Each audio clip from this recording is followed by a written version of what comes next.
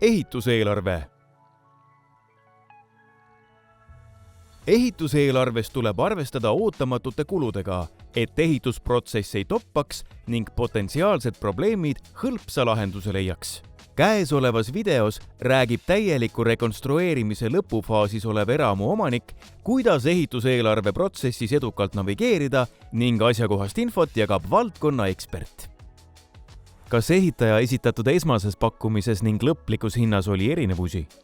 Ehitajad proovivad pakkuda sellise hinna, millega nad teavad, et nad kindlasti toime tulevad. Selle ehitushinna täpsustamine tegelikult tähendab määramatuse vähendamist. Et kui nüüd keegi on pakkumise teinud, siis esimese asjana proovime selgitada, hea küll, milline on töökulu, milline on materjalikulu. Kui töökulu on kõrgem, kui võib eeldada, siis proovime aru saada, miks. Mida sa oma varasemate kogemuste põhjal tead, et sellise hoone renoveerimise puhul võib välja tulla, mis seda hinda paisutab. Ja siis proovime selle küsimuse ära vastata enne, kui me pakkumisel nii-öelda käed lööme, enne kui me otsustame. Ja kui niimoodi samm-sammult proovida määramatust vähendada, siis tegelikult jõuab selliste mõistlike hindadeni võrdlemisi kiiresti. Kuidas lahendasite ehitusest tulenevaid ootamatuseid? Jõudsime hindade osas sageli sellistele kokkulepetele, et leppisime kokku sellise baashinna, ehk siis leppisime kokku, et sellise tulemuse me saavutame sellise raha eest ja kui nüüd tuleb välja asju, tuleb välja üllatusi, siis lahendame neid, kas siis tunnitasu alusel või mingi muud laadi kokkuleppe alusel, aga alati proovisime selle kokku leppida, et kuidas me seda ootamatust lahendame. Milliseid kompromisse olite sunnitud tegema? Kompromissi sundis peale tööde järjekord aeg, ehk siis kui näiteks oli keegi, kellega oli lepitud kokku mingi töö alustamine ja varasem töö venis, et siis sellest tekkisid sageli, vajadused ümber planeerida või siis tööde järjekorda, tööde mahtu muuta käigu pealt. Aga meil olid väga selged põhimõtted, mida me soovisime ehitusel saavutada endale välja mõeldud ja siis enamasti kompromissid tegelikult tähendasid lihtsalt veidi kallimaid hindu. Kuidas leidsite ehitaja? Ehitaja otsimisel esimese kõige sagedasema meetodina lihtsalt küsisime tuttavate käest, küsisime teiste ehitajate käest, et keda soovitaksin. Ehitajate puhul on see veel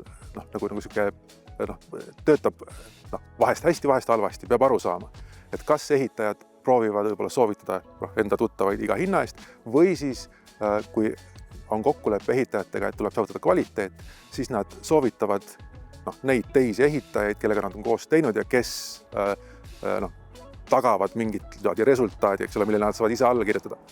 Mida soovitaksite teistele koduomanikele? Ehituse juures ja renoveerimise juures kogu aeg tuleb rääkida sellest lõpptulemusest. Tuleb rääkida, et mida me siin koos saavutada tahame.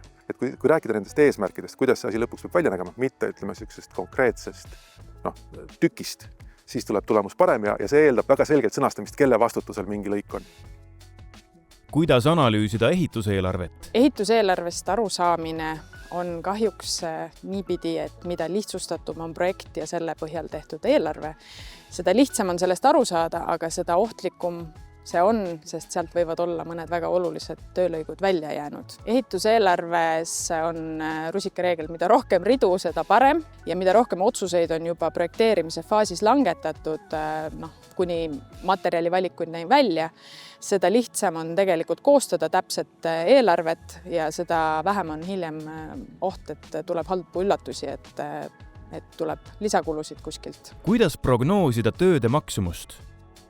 Täpne maksumus selgub siis, kui kõik ehitustööd on tehtud, aga eeldusliku hinna saab ikkagi teada siis, kui projekt on valmis.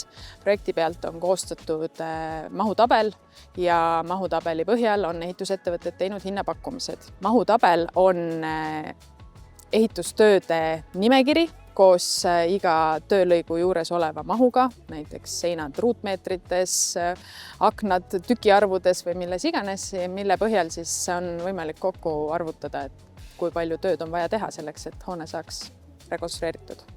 Kas varem koostatud mahutabel on vajalik? Kindlasti varem koostatud mahutabel aitab kaasa ehituspakumuste saamiseks, sest ehitusfirmade jaoks paratamatult pakkumiste tegemine on tasustamata töö ja kui nad sinna juurde peavad võtma ette projekti ja selle pealt kõik mahud kokku liitma ja leidma, siis on oht, et pakkumisi ei tulegi.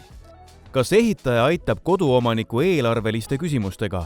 Kindlasti pädev ehitaja ehituse käigus teeb ettepanekuid omapoolselt projekti muutmiseks, mõndade sõlmede või lahenduste lihtsustamiseks ja see on kindlasti väga tervitatav, kui need on koduomanikule siis soodsamad, kiiremad, muul viisil paremad lahendused. Kui tekib küsimus, kas usaldada ehitajat või projekti, siis seda küsimust aitab kindlasti lahendada omaniku järelevalve, kelle põhiline tööülesanne just see ongi. Vaata lisa eis.ee